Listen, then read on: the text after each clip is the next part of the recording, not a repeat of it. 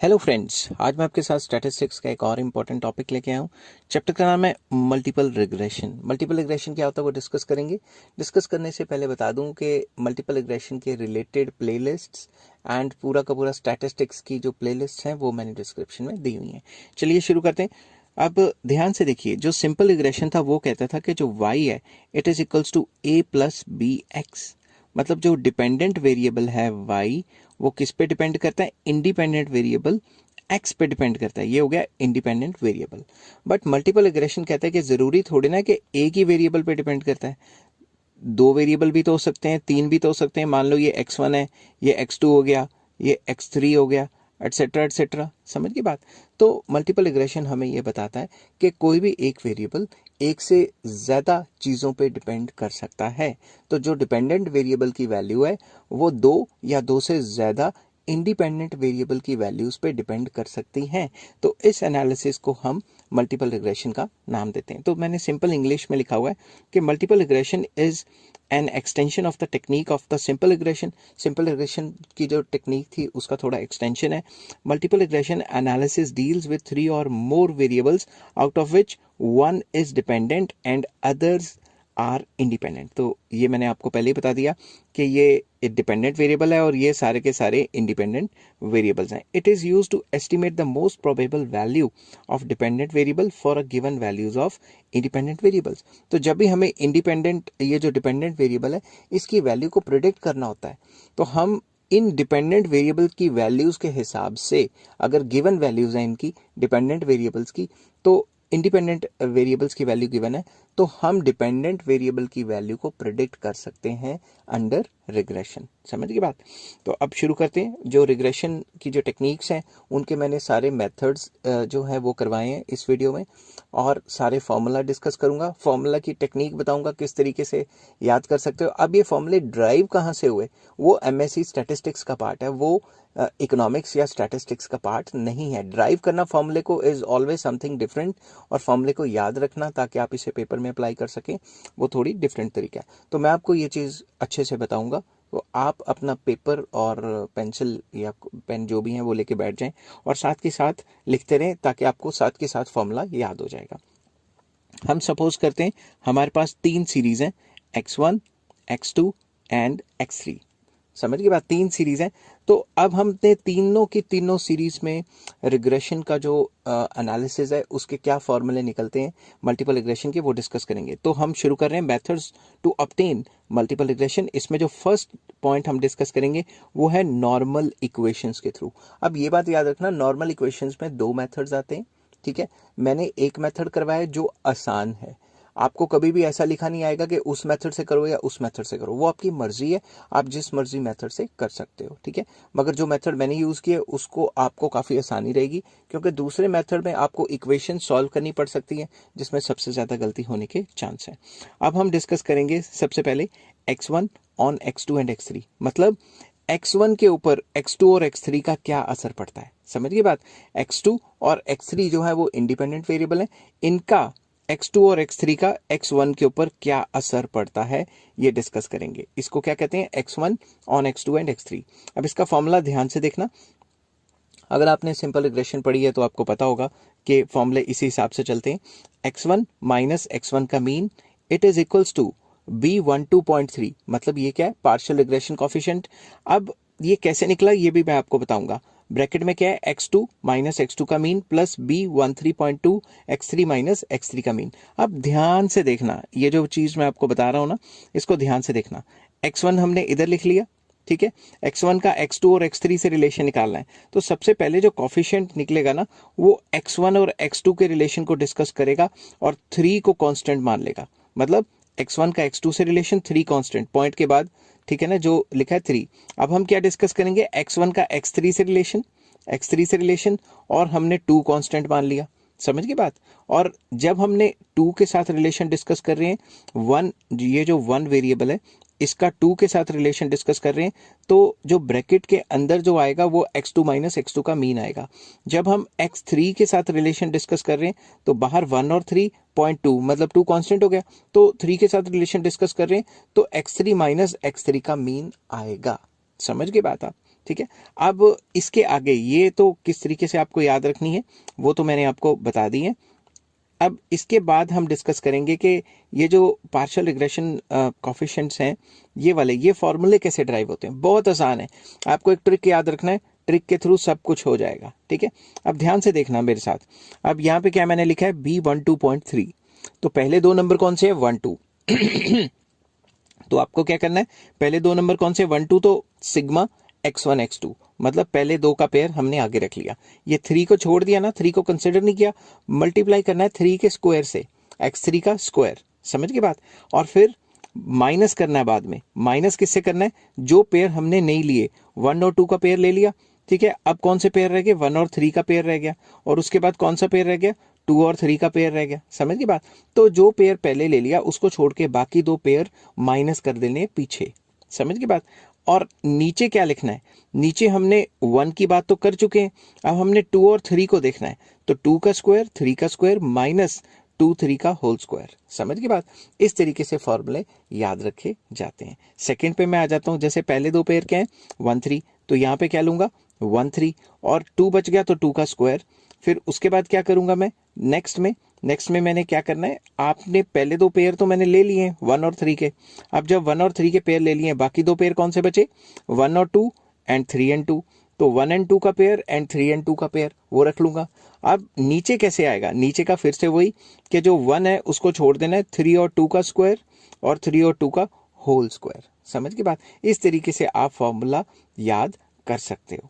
तो इसी तरीके से ये सारे के सारे फॉर्मूले जो हैं ये ड्राइव किए जाते हैं कहाँ पे, खैर ड्राइव करने का प्रोसीजर अलग है, तो इस तरीके से बच्चे पेपर में याद रख सकते हैं। अब ये जो स्मॉल एक्स है ये क्या है, small x is x1 minus x1 का mean, small x2 minus x2 का mean, and small x3 minus x3 का मीन। इसी तरीके से अब मैं डिस्कस करूंगा x2 का रिलेशन x1 एंड x3 से।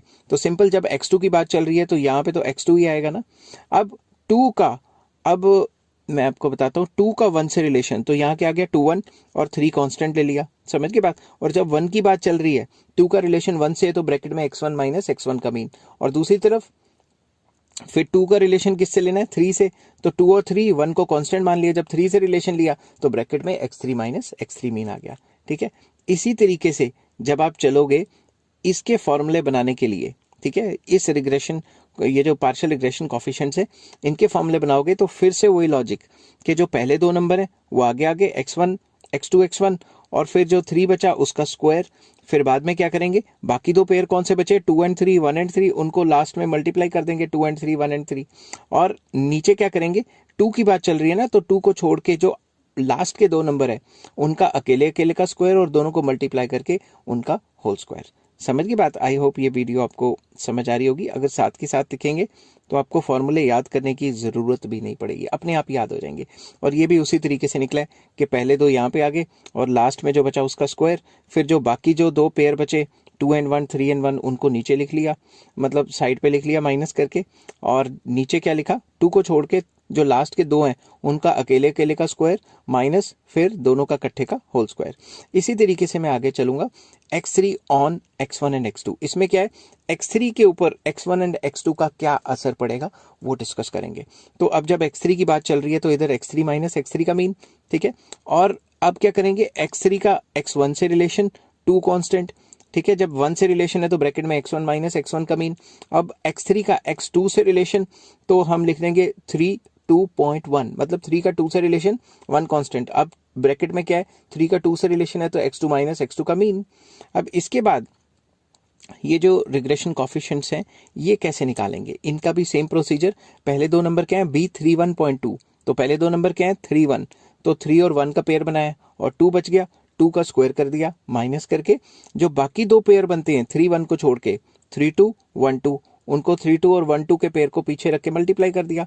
अब 3 की बात तो चल ही रही है, जब 3 की बात चल रही है तो नेक्स्ट के लास्ट के दो नंबर कौन से 1 एंड 2, तो अकेले अकेले का स्क्वायर उनका, और लास्ट में माइनस करके दोनों का इकट्ठे का whole square.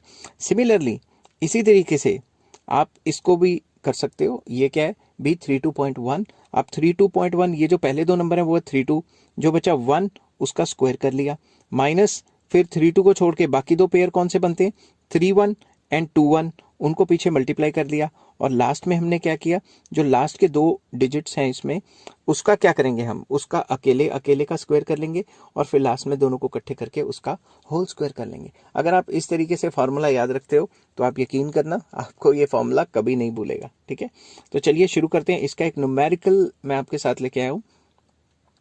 Find the least square regression on x3 of x3 on x1 and x2 from the following data. Also estimate x3 when x1 is 10 and x2 is 6. तो आपको डाटा दिया हो सकता है x1, x2, x3। अगर आपको 3 अलग अलग वेरिएबल्स भी दिए हैं तो उनको आप x1, x2, x3 दे सकते हो। अब मैंने इसका सॉल्यूशन निकाला हुआ है पहले से, ताकि मुझे एकदम से वीडियो का साइज इतना लंबा ना हो जाए, तो मैं आपको पहले से बता देता हूँ। ये जो वेरिएबल्स हैं x1, x2 एंड x3, ये पहले गिवन थे। हमने क्या किया, अब एक और बात याद रखना, अगर आप मल्टीपल रिग्रेशन का कॉन्सेप्ट कर रहे हो तो मैं ये एज्यूम करके चल रहा हूँ कि आपको मीन मीडियन मोड वगैरह आता है। अगर आपको नहीं आता तो इस लेवल पे तो आप पहुंच ही नहीं पाओगे, समझ की बात। तो सबसे पहले क्या करेंगे, सिग्मा x1, यहाँ से करेंगे सिग्मा x2, यहाँ से करेंगे सिग्मा x3।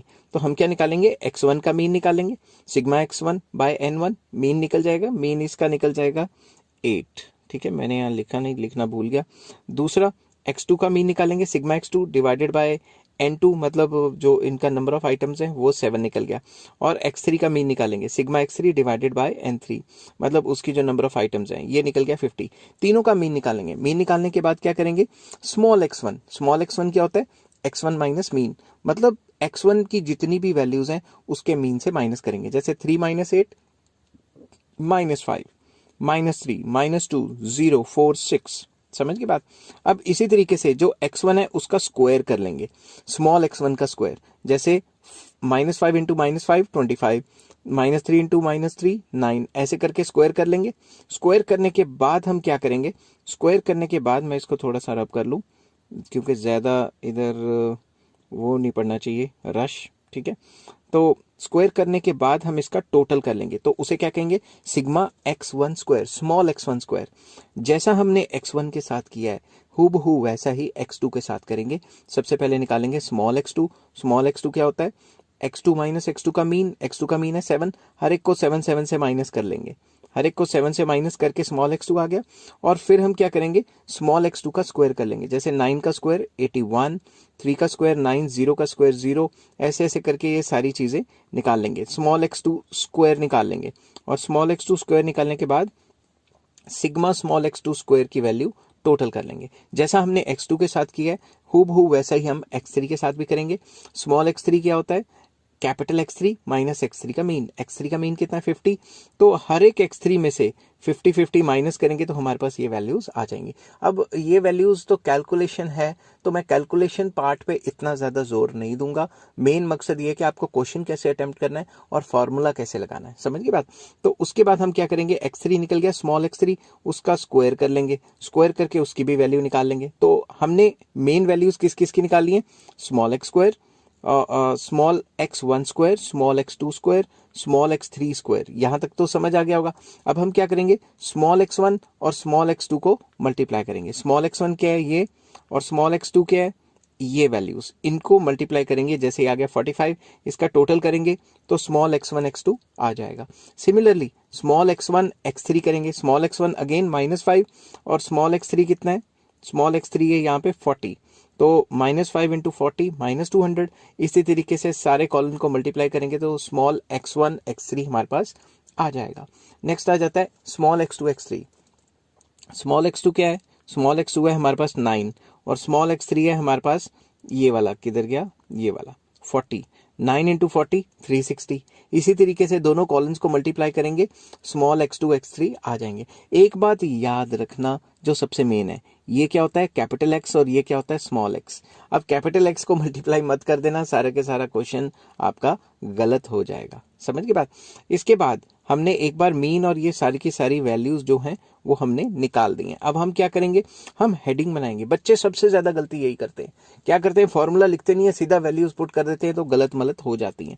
मैंने फिर से फॉर्मूला लिखा है, जिस हिसाब से मैंने अटेम्प्ट किया है पेपर में उसी हिसाब से अटेम्प्ट करोगे तो टीचर इतनी खुश होगी कि फुल बटा फुल भी दे सकती है। ठीक है, बट अब कैलकुलेशन सही करना। सबसे पहले मैंने x3 on x1 and x2 का फॉर्मूला लिख लिया। ठीक है, इसमें मैंने रिग्रेशन कॉफिशिएंट का फॉर्मूला लिख लिया जो कि मैंने आपको बताया था पीछे कि किस तरीके से आता है। अब इसमें जितनी भी ये वैल्यूज हैं, ये सिग्मे सुगमे स्क्वायर स्क्वायर, ये सारे के सारे तो हमने निकाले हुए हैं, इन सब की वैल्यूज यहाँ पे पुट की और हमने आंसर निकाल दिया। मेरी सजेशन बच्चों को ये रहती है कि आप अप टू 2 डेसिमल ही निकालें। ठीक है, डेसिमल के बाद अप टू 2 डिजिट्स तक ही निकालेंगे तो सही रहेगा। 3 निकालने से फिर बाल की खाल निकल जाती है, समझिए बात।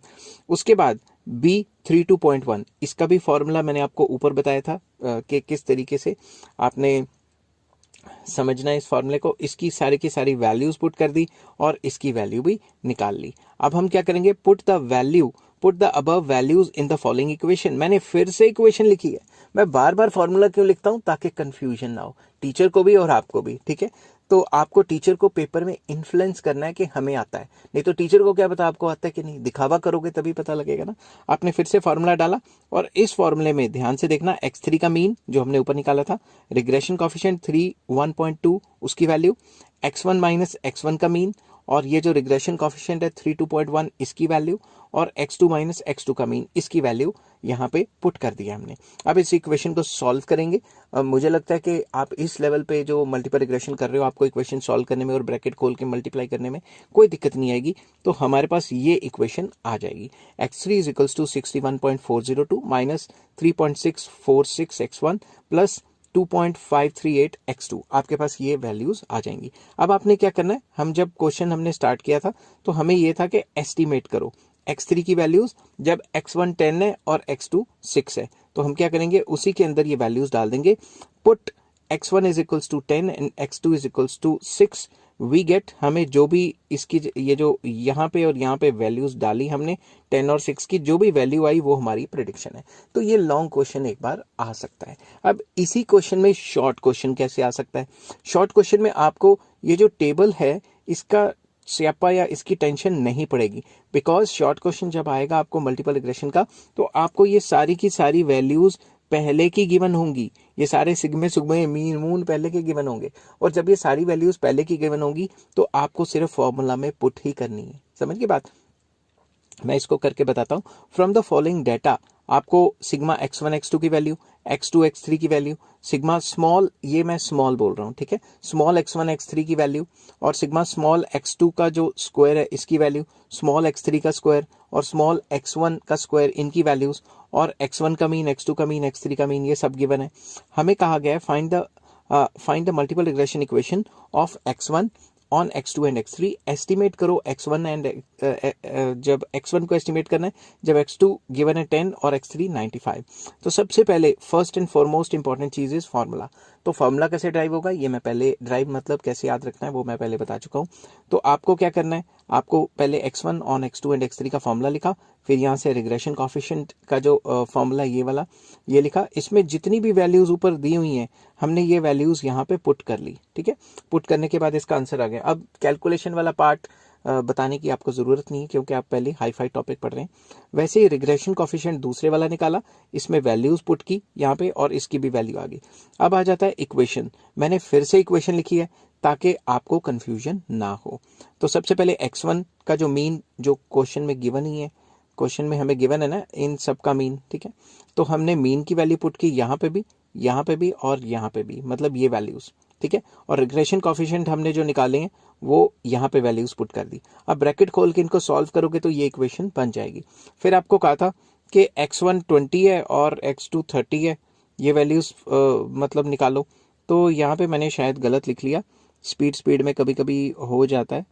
यहाँ पे मैं लिख लेता हूँ कि x1 की वैल्यू निकालनी है जब x2 कितना है 20 और x3 है 30। तो मैंने 20 और 30 की वैल्यू पुट की हुई है, मगर मैंने स्पीड में यहाँ पे 20 लिखना था और यहाँ पे 30 लिखना था। ठीक है, अब मैं यहाँ पे या ऊपर चेंज कर लो या नीचे चेंज कर लो, क्या फ़र्क पड़ता है। आपको क्या करना है, बस यहाँ वैल्यूज़ डालनी है। समझ गए बात। वैल्यूज़ डाल के जो आएगा वो आपका आंसर होगा। तो ये भी एक टाइप का क्वेश्चन है कि आपको टेबल नहीं दिया होगा, आपको सिग्मे सुग्मे पहले ही दिए होंगे। अगर सिग्मे सुग्मे पहले ही दिए हुए हैं तो सिर्फ वैल्यूज़ पुट करनी है और काम चलाना है। समझ गए बात। अब इसके अलावा भी एक मेथड है, मगर जब भी आप वो मेथड करोगे, मैं तो उस मेथड को आसानी से कर लेता हूँ, मगर ज़्यादातर बच्चे नहीं कर पाते, क्योंकि उसमें 3 इक्वेशंस बनती हैं और 3 इक्वेशंस को सॉल्व करते हुए दिमाग का दही कर देते हैं वो। समझ गए बात? मतलब बच्चों को नहीं समझ आता किसकी वैल्यू किस में पुट करें, किसको किससे माइनस करें, हचड़ पचड़ करके वो वैल्यूज़ निकालनी होती हैं। तो वो आम इंसान के लिए बहुत मुश्किल है, क्योंकि मैं ये एज्यूम करके चलता हूँ कि जो इकोनॉमिक्स पढ़ रहे हैं उनका मैथ्स इतना ज़्यादा स्ट्रांग नहीं हो पाता।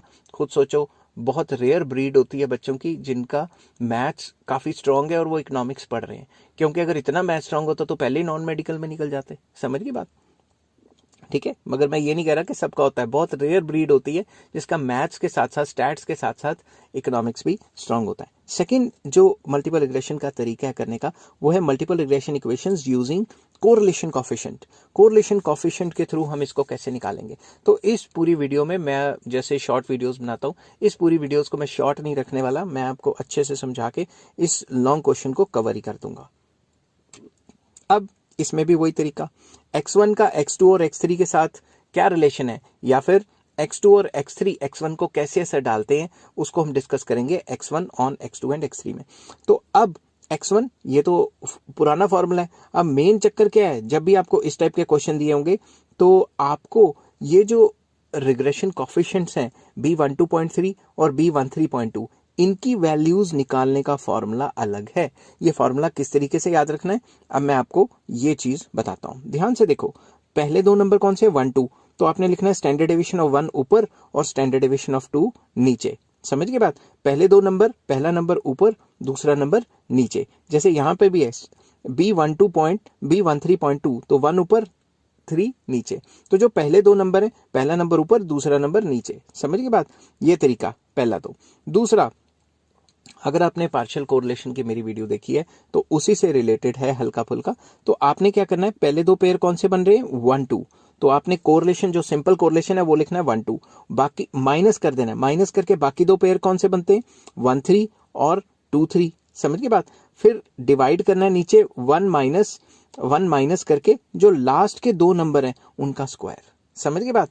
अब मैं दोबारा बताता हूं आपको, जैसे ये 1 3 है तो ऊपर 1 आ गया, नीचे क्या आ गया, 3।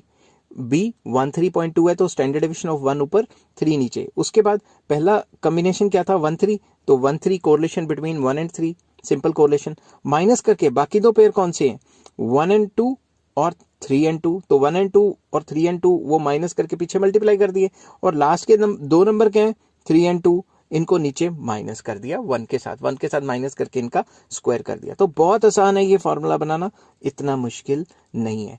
तो इस टाइप के क्वेश्चन में आपको x1 x2 x3 नहीं आएंगे, बल्कि आपको स्टैंडर्ड डेविएशन की वैल्यू और कोरिलेशन की वैल्यूज गिवन होंगी, तो इसमें काफी आसान रह जाता है। नेक्स्ट जो मैंने डिस्कस करना है वो है x2 on x1 and x3, मतलब x1 और x3 के चेंज होने से x2 में क्या चेंज आएगा। x1 और x3 इंडिपेंडेंट वेरिएबल है और x2 डिपेंडेंट वेरिएबल है। सिमिलरली ये वाली इक्वेशन तो पुरानी होगी, ठीक है, जो मैंने अभी डिस्कस की थी, और अगर ये वाले दोनों निकालने हैं तो इसका फिर से वही फॉर्मूला, जैसे ये 2 1 है तो ऊपर 2 आ गया स्टैंडर्ड डेविएशन, नीचे 1 आ गया। अगर ये 2 3 होता तो ऊपर 2 आ जाता और नीचे क्या आ जाता, 3 आ जाता। स्पीड में मैंने गलत लिख दिया यहाँ पे, ठीक है, मैं सही कर देता हूँ, ऊपर 2 आ जाता और नीचे क्या आ जाता, 3।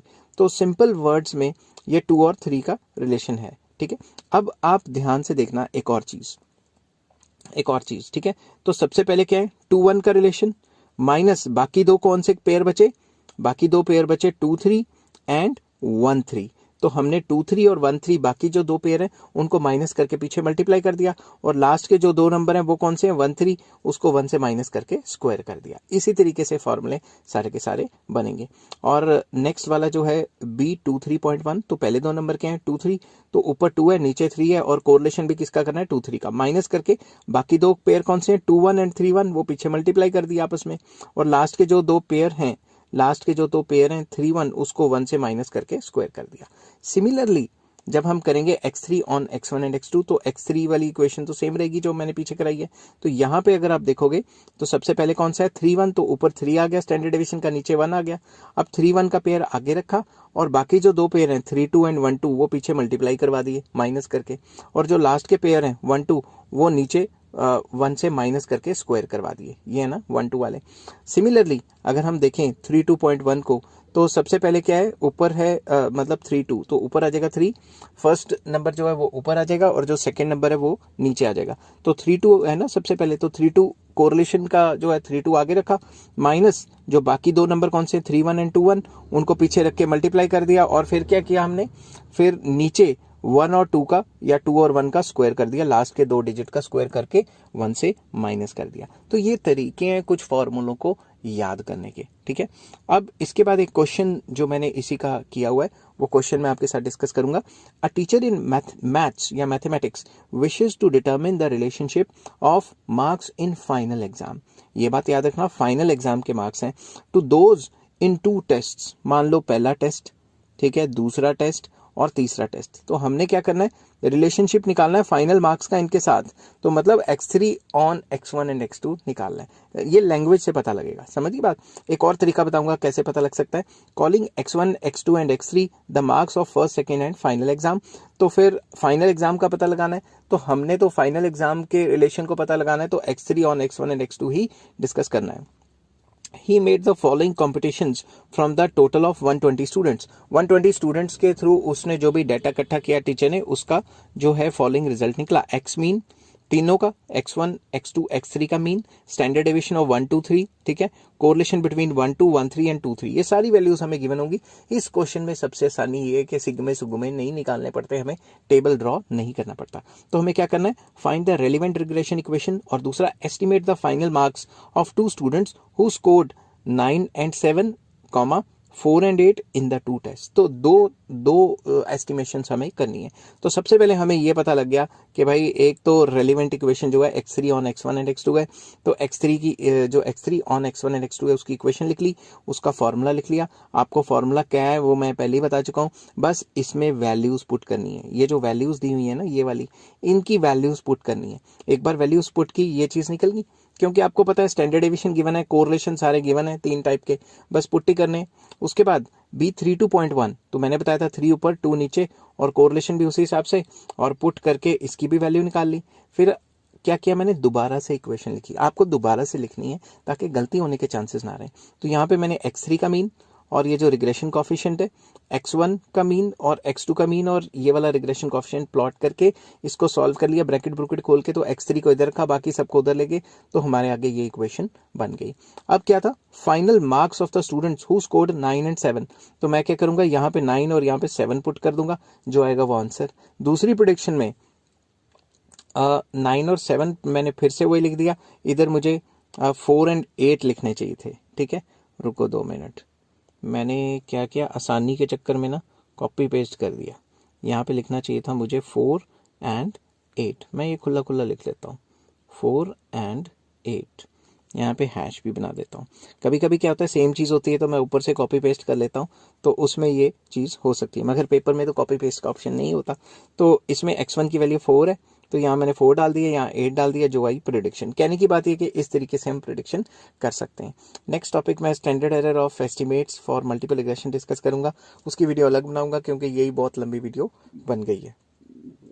बाकी जो मल्टीपल रिग्रेशन के जो टॉपिक होंगे उनके लिंक्स आपको डिस्क्रिप्शन में मिल जाएंगे। इस तरीके से आप करेंगे, 2 क्वेश्चन अटेम्प्ट करने हैं, बस सिर्फ 2 टाइप के क्वेश्चन अटेम्प्ट करने हैं मल्टीपल रिग्रेशन में, आपका सारा का सारा काम हो जाएगा। आपकी बुक में जितने भी मेथड दिए हैं उनको मारो गोली, सिर्फ ये 2 मेथड को फोकस करो, इन्हीं 2 मेथड्स में से आ जाएगा। और मल्टीपल रिग्रेशन के जो बाकी पार्ट्स हैं वो मैं अलग वीडियो में करवाऊंगा। I hope. हेलो फ्रेंड्स, आज मैं आपके साथ मल्टीपल रिग्रेशन के चैप्टर का एक और पार्ट लेके आया हूँ। टॉपिक का नाम है स्टैटिस्टिक्स का पार्ट है। टॉपिक का नाम है standard error of estimates for multiple regression. Multiple regression के लिए स्टैंडर्ड एरर ऑफ एस्टिमेट्स किस तरीके से निकलते हैं वो डिस्कस करेंगे, और ये होता क्या है वो भी डिस्कस करेंगे। डिस्कस करने से पहले बता दूं कि इस चैप्टर के सारे शॉर्ट क्वेश्चन के लिंक्स आपको डिस्क्रिप्शन में मिल जाएंगे। शॉर्ट क्वेश्चन, लॉन्ग क्वेश्चन, सबके लिंक्स जो हैं मिल जाएंगे। चलिए शुरू करते हैं। The standard error of estimate measures the reliability of the estimates given by multiple regression equation. जो भी मल्टीपल रिग्रेशन इक्वेशन हमें एस्टिमेट्स देती है उसकी रिलायबिलिटी, उसका भरोसा सही है, मतलब वो रिलायबल है या नहीं है, भरोसेमंद एस्टिमेट्स हैं कि नहीं है, उसको चेक करने के लिए हम स्टैंडर्ड एरर ऑफ एस्टिमेट्स निकालते हैं। It shows to what extent the estimated value given by regression are closer to the actual values। ये हमें ये बताती है कि रिलायबिलिटी मतलब वही चीज होगी ना कि जो भी एस्टिमेट किया है मल्टीपल रिग्रेशन है उसकी वैल्यू एक्चुअल वैल्यू के कितनी आसपास लाई करती है। समझ की बात। अब इसका फॉर्मूला है, 3 फॉर्मूले हैं, वो तीनों के तीनों डिस्कस करूंगा। एक सैंपल क्वेश्चन है वो भी डिस्कस करूंगा। तो चलिए शुरू करते हैं। तो सबसे पहले हेडिंग मैंने बनाई है standard error of estimate of x1 on x2 and x3। तो ये x1 on x2 and x3 की क्वेश्चन पे लगता है। इसको हम लिखते हैं S12.3 और रीड करते हैं standard error of estimate of x1 on x2 and x3। बहुत आसान फॉर्मूले हैं। तो सबसे पहले हम किसकी बात कर रहे हैं? सबसे पहले हम बात कर रहे हैं S1 मतलब x1 की, ठीक है। S1.23 तो 1 है तो आगे 1 आ जाएगा, अगर यहाँ 2 होता तो 2 आ जाता, अगर यहाँ 3 होता तो 3 आ जाता। तो स्टैंडर्ड डेविएशन तो आगे लिखना है, जो पहला नंबर है उसका स्टैंडर्ड डेविएशन आगे। उसके बाद क्या करेंगे, अंडर रूट के अंदर 1 लिखेंगे, 1 से माइनस किसको करेंगे, जो 3 पेयर बनते हैं कोरिलेशन के, पहले 2 पेयर, ठीक है। कौन कौन से पेयर? पहले 2, पहले का आखिरी और ये दोनों पेयर, 3 पेयर बनते हैं ना। कौन कौन से? 1 2, 1 3 एंड 2 3। इन तीनों का स्क्वायर करेंगे और 1 से माइनस करेंगे और प्लस करके 2 लिख के तीनों के तीनों को मल्टीप्लाई कर देंगे। ये फॉर्मूला है, ठीक है। और डिवाइड किससे करेंगे? जो लास्ट के जो 2 नंबर हैं उनसे 1 माइनस स्क्वायर करके नीचे डिवाइड की फॉर्म में लिख देंगे। तो ये फॉर्मूला बहुत ही आसान है। Similarly standard error of estimate of x1 and x2। अब आप देखो सबसे पहले क्या है, S2, ठीक है ना, S2 है। तो हम क्या करेंगे, स्टैंडर्ड डेविएशन ऑफ 2। अब 2 के साथ जो बाकी 3 पेयर बनते हैं, कौन कौन से बनते हैं? 2 1, 2 3, 1 3। तीनों के स्क्वायर को माइनस कर देंगे 1 से और फिर ये तीनों के तीनों को 2 के बाद मल्टीप्लाई कर देंगे। समझ गए बात? तीनों के तीनों को 2 के बाद मल्टीप्लाई कर देंगे, ठीक है। 2 के साथ मल्टीप्लाई कर देंगे और नीचे डिवाइड करके किसको लिखेंगे? नीचे डिवाइड करके लिखेंगे जो लास्ट के 2 नंबर आते हैं उनके कोरिलेशन को, 1 माइनस आर स्क्वायर 1 3। समझ की बात? इस तरीके से फॉर्मूला याद रखा जाता है। और तीसरा आ जाता है standard error of estimate of x3 on x1 and x2। इस केस में हम क्या करेंगे, अब हमारा देखो यहाँ 3 आ गया ना, तो यहाँ स्टैंडर्ड डेविएशन 3 की आ जाएगी। फिर हम क्या करेंगे, पहले 2 वही वाली, पहले 2 इधर लिख दिए, ठीक है। उसके बाद अगले 2 इधर लिख दिए और लास्ट के 2 इधर लिख दिए। तीनों के कोरिलेशन के स्क्वायर करके 1 से माइनस कर लेंगे। फिर क्या करेंगे, +2 मल्टीप्लाई क्या करेंगे, इन्हीं तीनों का पीछे मल्टीप्लिकेशन कर लेंगे। यहाँ पे जो मैंने लिखा है तीनों को मल्टीप्लाई कर लेंगे आपस में। समझ की बात? इसके बाद हम क्या करेंगे, डिवाइड करेंगे 1 माइनस आर स्क्वायर, किसके बीच में आर स्क्वायर? जो लास्ट के 2 डिजिट्स हैं, लास्ट के 2। समझ की बात? अब इसका क्वेश्चन कैसे आता है? क्वेश्चन आपको आ सकता है if correlation between 1 2 is 0.8, correlation between 1 and 3 is 0.5, correlation between 2 and 3 is 0.3 and standard deviation की वैल्यू गिवन है। आपको कह दिया कंप्यूट करो स्टैंडर्ड एरर। तो आपने कुछ नहीं करना, जो मैंने ऊपर आपको बताया सिंपल फॉर्मूले में डालना है और इसकी वैल्यूज निकल जाएंगी। अब कैलकुलेशन कैसे होती है ये तो मैं अभी इस वीडियो में क्या ही बताऊं, ये तो +1 +2 के बच्चों को समझाया जाता है कैलकुलेशन कैसे होती है। अगर आप ये वीडियो देख रहे हैं तो आप स्टैंडर्ड एरर ऑफ एस्टिमेट्स निकाल रहे हैं, तो मतलब आपका स्टैंडर्ड पहले से बहुत हाई है, आप plus minus multiply under root तो कर ही लेंगे। तो सिंपल फॉर्मूले में पुट करना है और इसकी वैल्यू निकल जाएगी। नेक्स्ट वीडियो में मैं लेके आऊंगा कोएफिशिएंट ऑफ मल्टीपल डिटर्मिनेशन।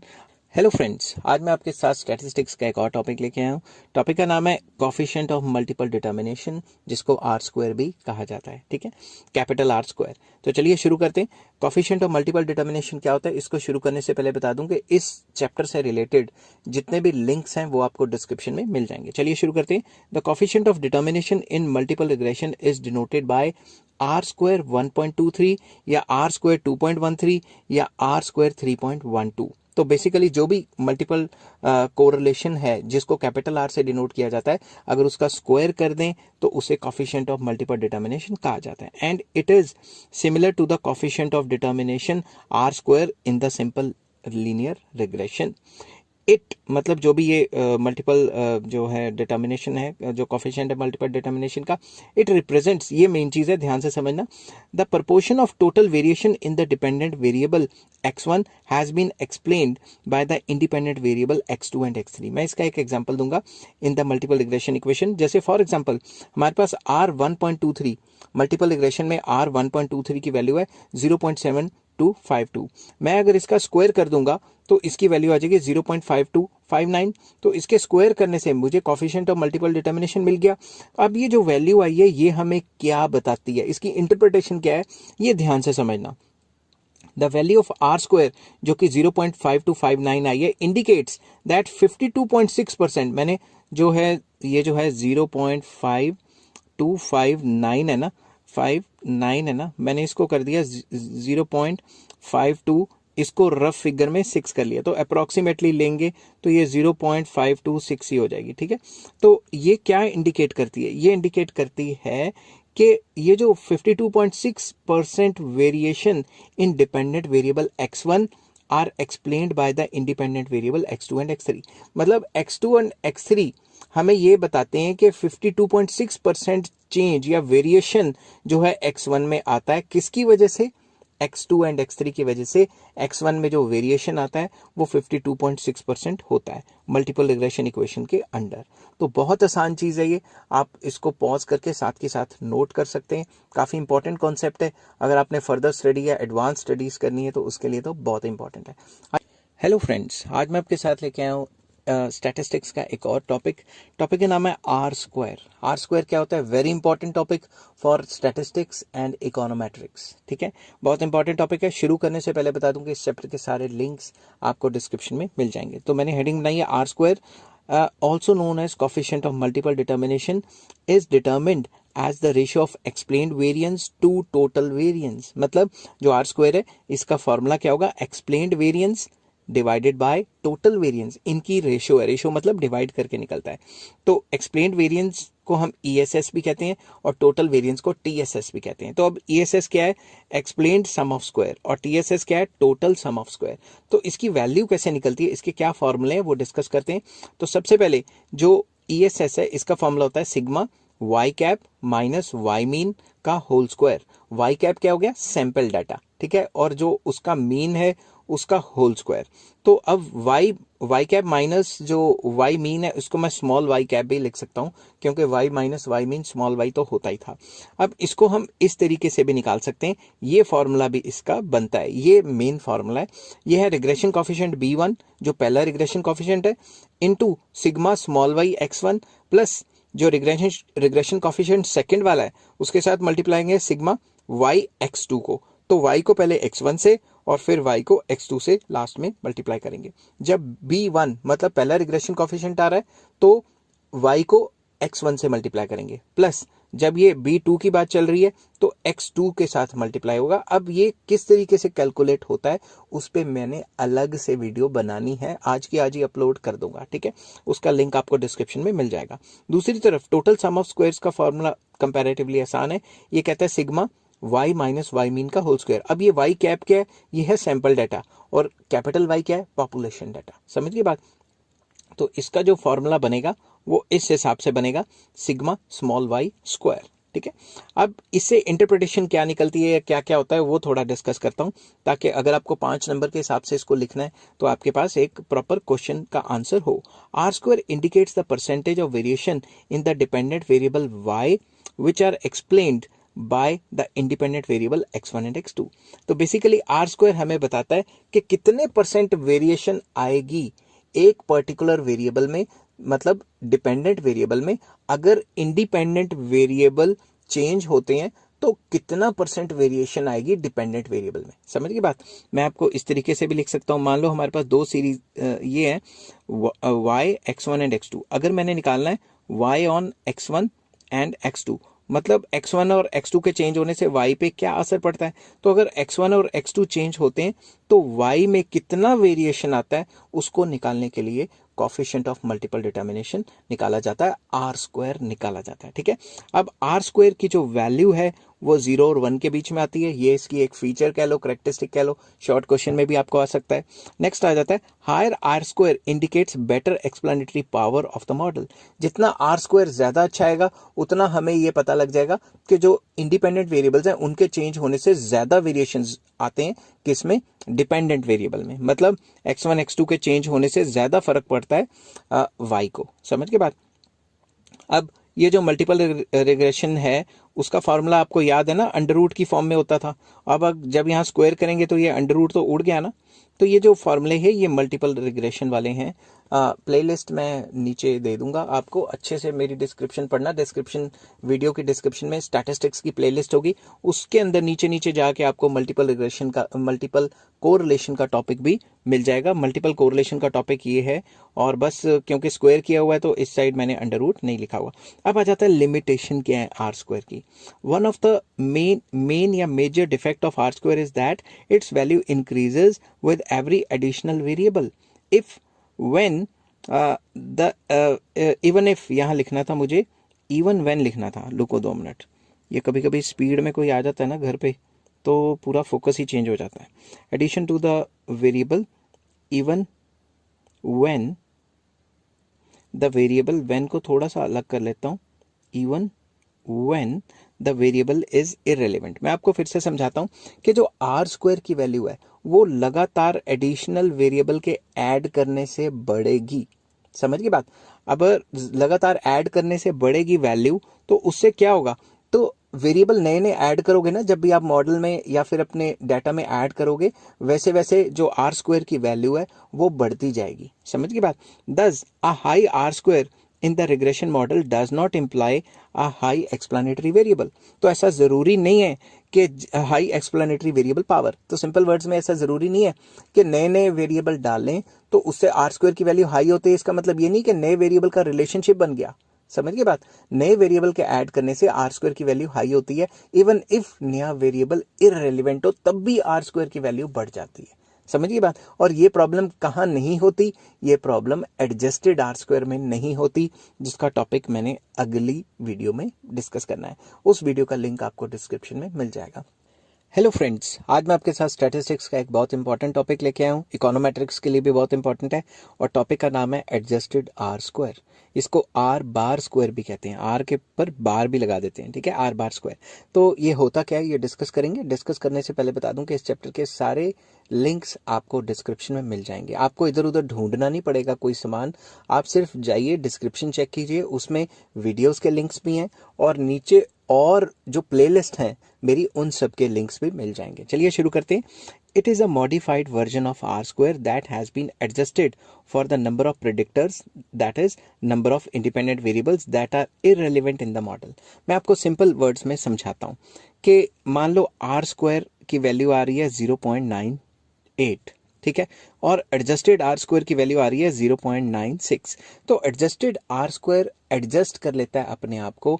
ये एक रिफाइंड वर्जन है, ये एक मतलब एडवांस्ड वर्जन है आर स्क्वायर का, जिसमें आर स्क्वायर में क्या होता था, जब भी आप कोई नया वेरिएबल डालते हो तो आर स्क्वायर की वैल्यू बढ़नी है, चाहे नया वेरिएबल इररेलेवेंट क्यों ना हो। मगर अगर नया वेरिएबल इररेलेवेंट है तो एडजस्टेड आर स्क्वायर की वैल्यू नहीं बढ़ती, वो उसके हिसाब से एडजस्ट हो जाता है। समझ गई बात? ठीक है, तो अगली लाइन पढ़ता हूं। एडजस्टेड आर स्क्वायर, जिसको आर बार स्क्वायर भी कहते हैं, indicates the percentage of variation in dependent variable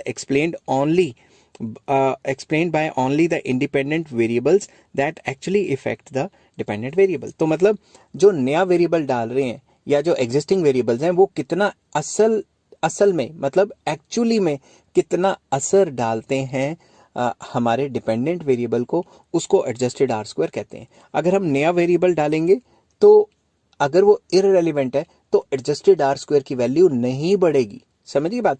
मगर अगर हम आर स्क्वायर कैलकुलेट कर रहे हैं और कोई नया वेरिएबल डाल रहे हैं तो आर स्क्वायर की वैल्यू बढ़ेगी, चाहे वेरिएबल रेलिवेंट हो चाहे इररेलेवेंट हो। मगर एडजस्टेड आर स्क्वायर उसके हिसाब से अपने आप को एडजस्ट कर लेता है, और सिर्फ तभी बढ़ता है जब नए वेरिएबल के ऐड करने से असल में जो है उस जो हमारा डिपेंडेंट वेरिएबल है, असल में उसका कोई रिलेशन है, असल में उस पर कोई वेरिएशंस आते हैं, तभी चेंज होता है।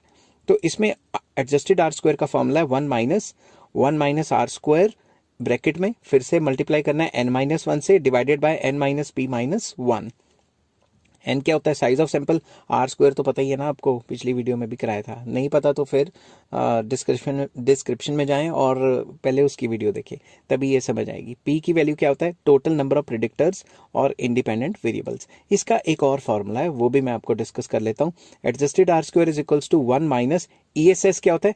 Explained sum of squares, divided by degree of freedom. Whole over मतलब इन दोनों के नीचे TSS, TSS क्या होता है, total sum of squares divided by degree of freedom. अब ये जो ESS है और TSS है, इसके फॉर्मूले मैं पिछली वीडियो में डिस्कस कर चुका हूँ। जो एक्सप्लेन सम ऑफ स्क्वायर्स होता है, इसका फॉर्मूला होता है sigma Y cap minus Y mean. Y cap मतलब सैंपल डाटा, इसको सॉल्व करेंगे ब्रैकेट को तो स्मॉल वाई आ जाएगा ना। तो इसका जो फॉर्मूला ये इस हिसाब से भी बन सकता है कि B1 मतलब पहला regression coefficient sigma Y x1 plus B2 sigma Y x2। ये कैलकुलेट कैसे होते हैं इसके ऊपर मैंने अलग से वीडियो बनाई हुई है, जिसका लिंक आपको डिस्क्रिप्शन में मिल जाएगा। नंबर वाइज देखेंगे, कोई भी वीडियो क्लिक कर रहे हैं नंबर वाइज देखेंगे, सब कुछ क्लियर हो जाएगा, ठीक है। उसके बाद total sum of squares sigma Y minus Y mean का होल स्क्वायर। ये जो वाई कैप है ये होता है सैंपल डाटा, और ये वाई है जो होता है ये पॉपुलेशन डाटा, इसलिए मैंने यहाँ पे Y minus Y mean sigma small Y लिखा है। और DF क्या है, डिग्री ऑफ फ्रीडम। अब थोड़ी interpretation, R square, adjusted R square is always less than R square. R square की वैल्यू ज्यादा होगी और एडजस्टेड आर स्क्वायर की वैल्यू 99% कम निकलती, क्योंकि जितने भी फालतू वेरिएबल हम मॉडल में डालते रहते हैं या हम अपने प्रॉब्लम में डालते रहते हैं नए नए वेरिएबल, उसकी वजह से आर स्क्वायर की वैल्यू तो बढ़ती रहती है, मगर एडजस्टेड आर स्क्वायर सिर्फ तभी बढ़ता है जब नया वेरिएबल रेलिवेंट होगा, इररेलेवेंट होगा तो नहीं बढ़ती। बट कौन सी सिचुएशन है जिसमें एडजस्टेड आर स्क्वायर और आर स्क्वायर बराबर होंगे, जिसमें जो आर स्क्वायर है उसकी वैल्यू अगर 1 हो जाएगी तो आर स्क्वायर और एडजस्टेड आर स्क्वायर दोनों बराबर हो जाएंगे। नेक्स्ट आ जाता है value of adjusted R square will vary with respect to the number of predictors that is independent variables. Adjusted R square can decrease when a new variable is added to the regression model if the new variable is irrelevant. अगर किसी भी model में किसी भी problem में हम नया variable डालते हैं, मतलब इंडिपेंडेंट वेरिएबल डालते हैं, और नए वेरिएबल के डालने से वो इररेलेवेंट है, मॉडल को जो डिपेंडेंट वेरिएबल है उसको कोई असर ही नहीं कर रहा, उसमें कोई फर्क ही नहीं डाल रहा, तो जो एडजस्टेड आर स्क्वायर की वैल्यू है वो कम हो जाएगी। समझ गई बात? तो adjusted R square is a refined version of R square. समझ गई बात? हेलो फ्रेंड्स, आज मैं आपके साथ स्टैटिस्टिक्स का एक और टॉपिक लेके आया हूँ। टॉपिक का नाम है R square and adjusted R square का न्यूमेरिकल प्रॉब्लम किस तरीके से सॉल्व की जाती है ये डिस्कस करेंगे। और डिस्कस करने से पहले बता दूं कि इस चैप्टर के सारे लिंक्स आपको डिस्क्रिप्शन में मिल जाएंगे। आप इस चैप्टर की कोई भी वीडियो देख रहे हैं तो नंबर वाइज देखेंगे तभी समझ आएगी, ठीक है। तो चलिए शुरू करते हैं। फ्रॉम द फॉलोइंग डाटा आपको y की वैल्यू गिवन है, x1 की वैल्यू गिवन है और x2 की वैल्यू गिवन है। ये तीनों के तीनों वैल्यूज आपको गिवन है। आपको क्या कैलकुलेट करना है? Multiple regression equation of y on x1 and x2 and R square and adjusted R square की वैल्यूज डिस्कस करनी है, ठीक है, और उनको इंटरप्रेट भी करना है। तो चलिए शुरू करते हैं। मैंने ये जो y x1 एंड x2 हैं, इनके डाटा इस तरीके से लिख लें, y x1 एंड x2, ठीक है। तो मैंने इस तरीके से लिखे। अब कैलकुलेशन पार्ट अगर आप इस लेवल तक पढ़ रहे हैं तो मैं ये उम्मीद करता हूं कि आपको y मीन, x1 का मीन और x2 का मीन निकालना आता ही होगा, ठीक है। तो सिग्मा y करके n1 कर लेंगे। वही यहाँ पे भी सिग्मा, मैं यहाँ लिखना भूल गया लग रहा है, सिग्मा x1 कर लेंगे जो कि 36 आया है। और सिमिलरली यहाँ पे हम सिग्मा x2 करके इसका मीन निकालेंगे। तो तीनों का मीन निकाल लिया, ठीक है। एक बार तीनों का मीन निकाल लिया, उसके बाद क्या करेंगे? तीनों का मीन निकालने के बाद हम, जैसे y है ना, y कैपिटल है, हम इसका स्मॉल y निकालेंगे। स्मॉल y क्या होता है? y minus Y mean. अब ये जो y माइनस वाई मीन है, y मीन हमने कितना निकाला? नीचे 11। अब हम हर एक y को, जैसे 6 माइनस 11, 8 माइनस 11, 9 माइनस 11, ऐसे हर एक से 11 माइनस करेंगे तो हमारे पास क्या आ जाएगा? Small y। अब स्मॉल y के बाद क्या करेंगे? स्मॉल y का स्क्वायर। तो जैसे -5 इंटू -5 कितना हो गया? 25। तो इस तरीके से हम स्मॉल y का स्क्वायर निकाल लेंगे और इसका टोटल कर लेंगे। सिमिलरली जो हमने y के साथ किया है यहाँ तक, ये सारा का सारा, वही हम किसके साथ करेंगे? x1 के साथ भी करेंगे और x2 के साथ भी करेंगे, ठीक है। तो हमें क्या करना है? स्मॉल x1 निकालना है। स्मॉल x1 क्या होता है? यहाँ पे मैंने फिर गलती कर दी स्पीड में, रुको 2 मिनट, बैक नहीं, गलती नहीं की, ठीक है। x1 माइनस x1 का मीन, तो x1 का मीन कितना है हमारे पास? 6। तो हर एक x1 को 6 से माइनस कर देना यहाँ पे। समझ गई बात? तो हमारे पास क्या आ जाएगा? Small x1। उसके बाद स्मॉल x1 का स्क्वायर निकालना है। जैसे 7 7 49, 4 4 16, 2 2 4 0 0 0 ही होता है ना, ठीक है। तो अब हम क्या करेंगे? स्मॉल x1 का स्क्वायर कर लेंगे। वैसे ही हमने जो स्मॉल x2 हमें गिवन था उसका मीन निकाला, जो नीचे आया 15, तो मीन निकालने के बाद हम क्या करेंगे, इसका मीन निकालने के बाद हम मीन से माइनस कर लेंगे, स्मॉल x2 निकालेंगे। स्मॉल x2 क्या होता है, कैपिटल X2 माइनस मीन। तो ये वैल्यूज निकाल ली हमने सारी की सारी, फिर उसमें में से स्क्वायर कर देंगे। स्क्वायर करेंगे तो ये वैल्यूज आ गई, ये वैल्यूज आने के बाद इसका टोटल कर लेंगे। आप पॉज कर करके साथ के साथ वैल्यूज लिख सकते हैं, क्योंकि मेरा मेन मकसद कैलकुलेशन सिखाना नहीं है आपको, स्क्वायर या मल्टीप्लाई सिखाना नहीं है। मेन मकसद है पेपर किस तरीके से अटेम्प्ट करना है, क्योंकि जब इस लेवल पे है तो प्लस माइनस मल्टीप्लाई कर ही लेंगे और कैलकुलेटर्स भी अलाउड ही होते हैं। नेक्स्ट आपको निकालना है small y x1। Small y क्या है, ये स्मॉल y है, और स्मॉल x1 क्या है, ये। इन दोनों को मल्टीप्लाई करके इधर लिखना है। जैसे ये आ गया -5 × 7 -35, समझ गए बात। तो अब ये जब इन दोनों को मल्टीप्लाई करेंगे कॉलम्स को, तो यहाँ पे आपका टोटल निकल जाएगा सिग्मा स्मॉल y x1, ठीक है। नेक्स्ट हमने निकालना है स्मॉल y x2। तो स्मॉल y तो यही है, अब x2 हमारे पास क्या है, स्मॉल x2 ये वाला। तो जैसे इसका -5 × 13 -65, ऐसे दोनों कॉलम्स को मल्टीप्लाई कर लेना है आपको, और जब मल्टीप्लाई करोगे तो ये रिजल्ट्स आ जाएंगे, और इसका भी आपको सिग्मा निकाल लेना है, ठीक है। उसके बाद हमें क्या करना है, उसके बाद हमें small x1 and small x2 को मल्टीप्लाई करना है। ये है हमारे पास स्मॉल x1 और ये है हमारे पास स्मॉल x2। जैसे 7 × 13 91, ठीक है। ऐसे दोनों कॉलम्स को मल्टीप्लाई करके टोटल कर लेंगे, स्मॉल x2 x1 हमारे पास आ जाएगा, ठीक है। अब इसके बाद हम क्या करेंगे, ये सारे सिग्मे सुग्मे हमने निकाल लिए। इसके बाद हमारा मेन मकसद होगा कि हम ये सारी की सारी वैल्यूज ये इक्वेशन में डालें।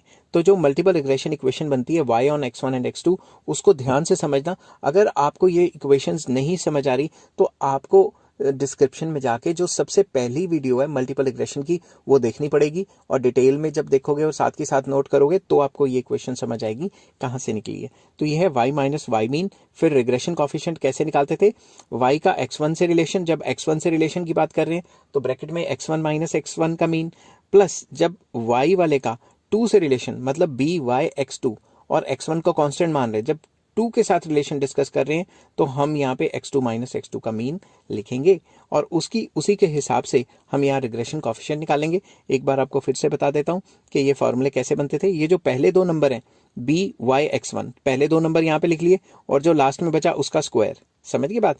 फिर माइनस करेंगे, और बाकी दो पेयर कौन से हैं, y x1 का पेयर तो ले ही चुके हैं, अब y x2 का पेयर बचा है, ठीक है। और दूसरा पेयर कौन सा बचा है, x1 एंड x2 का, वो हमने पीछे लिख दिया मल्टीप्लाई करके, समझ गए बात।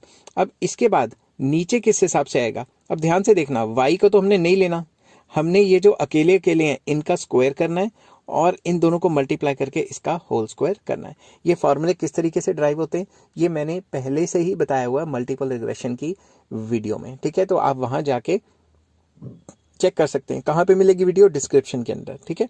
तो ये सारी वैल्यूज हमने ये सारे सिग्मे सुग्मे यहाँ से तो निकाल लिए हुए हैं, हमने इनकी वैल्यूज यहाँ पे पुट कर दी, और पुट करके हमारे पास ये आंसर आ गया। अब कैलकुलेशन का पार्ट मैं बार बार बोली जा रहा हूँ कि मैं कैलकुलेशन का पार्ट आपको नहीं बताऊंगा कि कैसे मल्टीप्लाई किया, कैसे डिवाइड हुआ, वो तो यार बच्चों का काम है, ठीक है। फिर दूसरा रिग्रेशन कॉफिशिएंट हमने क्या किया यहाँ पे, अब y का x2 से रिलेशन है तो y x2 sigma small y x2 लिखेंगे, और जो बचा है उसका स्क्वायर कर देंगे।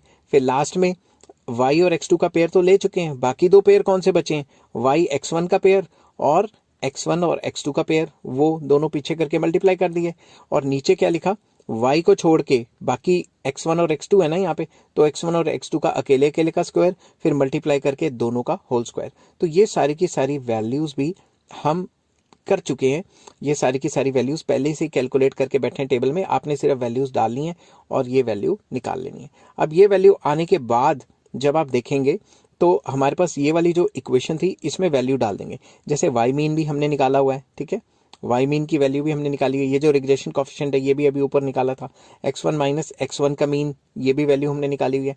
और ये रिग्रेशन कॉफिशिएंट की वैल्यू जो अभी हमने ऊपर निकाली ये, और x2 माइनस x2 का मीन, x2 के मीन की वैल्यू भी हम ऊपर निकाल चुके हैं। तो ये सारी वैल्यूज जो हम निकाल चुके हैं, इन वैल्यूज को हमने सिर्फ प्लॉट कर देना है, पुट कर देना है इक्वेशन में, और इसको सॉल्व कर देना है। ये वाला जो 11 है उसको उधर लेके जाएंगे, तो ये हमारी जो है regression equation of y on x बन जाएगी, y और x1 एंड x2 बन जाएगी। ठीक है, अब हमारा मेन मकसद है आर स्क्वायर निकालना। आर स्क्वायर का फॉर्मूला क्या होता था? एक्सप्लेन वेरिएंस, जिसको ESS कहते हैं, explain sum of squares divided by total sum of squares. अब मैंने आपको बताया था एक्सप्लेन सम ऑफ स्क्वायर्स का ये फॉर्मूला होता है पिछली वीडियो में। अगर आपने नहीं देखी तो पहले डिस्क्रिप्शन में जाके वो वीडियो नंबर वाइज देखिए। तो ये फॉर्मूला भी इसका होता है। तो इसमें क्या है, ये जो पहला रिग्रेशन कॉफिशिएंट है उसके साथ सिग्मा स्मॉल y x1 और जो दूसरा रिग्रेशन कॉफिशिएंट है उसके साथ sigma small y x2 multiply करके ये ESS निकल सकता है। तो अब ESS और TSS किस तरीके से निकलते हैं, मैंने यहाँ पे बताया। ESS का फॉर्मूला लिखा ये वाला, इसमें ये वैल्यू रिग्रेशन कॉफिशिएंट की और ये जो सिग्मे सिग्मे हमने टेबल से निकाले थे वो ये दूसरे रिग्रेशन कॉफिशिएंट की, और ये जो दूसरा सिग्मा निकाला था ये सॉल्व करके आ गया। और TSS क्या होता है? Total sum of squares. इसका फॉर्मूला है सिग्मा स्मॉल y स्क्वायर। वो वैल्यूज हमने पहले ही टेबल में निकाली हुई है, आप अगर टेबल साथ के साथ नोट कर रहे हैं तो आपको दिख जाएगा। तो ESS को TSS से डिवाइड किया, ये आपका निकल गया 0.9676। तो ये हमारा क्या है? R square. अब इसकी वैल्यू को इंटरप्रेट करना है, तो कैसे करेंगे? The value of R square is 0.9676 which indicates that 96.76 variation in the dependent variable y are explained by x1 and x2, whereas 3.24% variations in y are explained by other factors। मतलब x1 और x2 के change होने से जो भी variations y में आती हैं वो 0.96% है, उल्टा बोल गया, 96.76% है। और जो 3.24% वेरिएशन है वो इन दोनों के वजह से नहीं है, वो किसी और फैक्टर की वजह से है। समझ गए इसकी इंटरप्रिटेशन? अब नेक्स्ट आ जाता है एडजस्टेड आर स्क्वायर। छोटी सी वीडियो है, मतलब 10 मिनट तो हो ही चुके हैं, क्या 9 पॉइंट समथिंग। तो इसमें फॉर्मूला है बस। ठीक है, तो हमने क्या करना है, एडजस्टेड आर स्क्वायर मतलब R bar square is 1 minus R square, फिर ब्रैकेट में n-1, नीचे n-p-1। तो हमने क्या किया, सारी वैल्यूज डाल दी। अब मैंने पिछली वीडियो में आपको बताया था, जब मैं आर स्क्वायर की वीडियो कर रहा था तो मैंने यहाँ बताया था आपको कि ये जो P होता है ये टोटल नंबर ऑफ प्रेडिक्टर्स या इंडिपेंडेंट वेरिएबल्स होते हैं, N जो होता है वो साइज ऑफ सैंपल होता है। तो ये आप नंबर वाइज देखोगे तो आपको समझ आ जाएगी। तो इसमें मैंने जो प्रेडिक्टर्स हैं वो हमने कितने लिए, जो एक्सप्लानेटरी वेरिएबल्स हैं वो x1 एंड x2 हैं, जो इंडिपेंडेंट वेरिएबल हैं वो x1 एंड x2 हैं। टोटल नंबर ऑफ आइटम्स हैं 6, तो यहाँ 6-1 कर दिया, ऊपर जो आर स्क्वायर की वैल्यू आई थी वो डाल दी और ये आंसर हमने निकाल दिया। अब इससे हमें क्या प्रेडिक्ट होता है, इसका मतलब क्या है वो डिस्कस करेंगे। The value of adjusted R square is 0.964 which indicates that 94.6% variation in the dependent variable y are explained only by the dependent क्या लिखा है मैंने, only the dependent variable that actually affect the dependent variable। यहाँ पे independent variable आना था। ठीक है, तो मैं फिर से इसको पढ़ता हूँ। the value of adjusted r square is equals to 0.96 indicates that 94.6% variation in the dependent variable y are explained only only यहाँ मैं फिर से लिख लेता हूँ। ठीक है, R explained by x1 and x2, simple words में जो डिपेंडेंट वेरिएबल थे, तो जो भी इंडिपेंडेंट वेरिएबल थे, जो भी इंडिपेंडेंट वेरिएबल है x1 एंड x2, उनके चेंज होने से जो हमारा जो डिपेंडेंट वेरिएबल y उसमें असल में 94.6% चेंज आता है। और बाकी जो 100 में से 94.6 को माइनस कर देंगे तो जो बाकी परसेंटेज बचा हुआ चेंज है वो किसी और फैक्टर की वजह से आता है। और मैंने आपको पहले भी बताया था ये जो एडजस्टेड आर स्क्वायर की वैल्यू है वो आर स्क्वायर की वैल्यू से कम आती है। क्यों ऐसा होता है? क्योंकि जो एडजस्टेड आर स्क्वायर है उस सिचुएशन में कम हो जाता है जिस सिचुएशन में हम एक और वेरिएबल ऐड कर रहे हैं और वो इररेलेवेंट है। समझ की बात? मैं आपको फिर से समझाता हूँ। अगर कोई भी वेरिएबल ऐड करें, इंडिपेंडेंट वेरिएबल ऐड करें किसी भी मॉडल में, किसी भी क्वेश्चन में, तो आर स्क्वायर की वैल्यू तो बढ़ती है, मगर एडजस्टेड आर स्क्वायर की वैल्यू अगर वो वेरिएबल रेलिवेंट है तभी बढ़ेगी, अगर वो इररेलेवेंट है तो उल्टा कम हो जाएगी। समझ की बात? इसीलिए आर स्क्वायर की वैल्यू ज्यादातर ज्यादा होती है एडजस्टेड आर स्क्वायर से। आर स्क्वायर और एडजस्टेड आर स्क्वायर बराबर सिर्फ तभी होंगे जब आर स्क्वायर 1 निकलेगा। समझ गए बात? आप इसको पॉज कर करके साथ के साथ लिख सकते हैं। आई होप ये वीडियो आपको पसंद आई होगी। अगर पसंद आती है तो please like, share and subscribe. इस चैप्टर के सारे लिंक्स आपको डिस्क्रिप्शन में मिल जाएंगे। Take care, bye bye.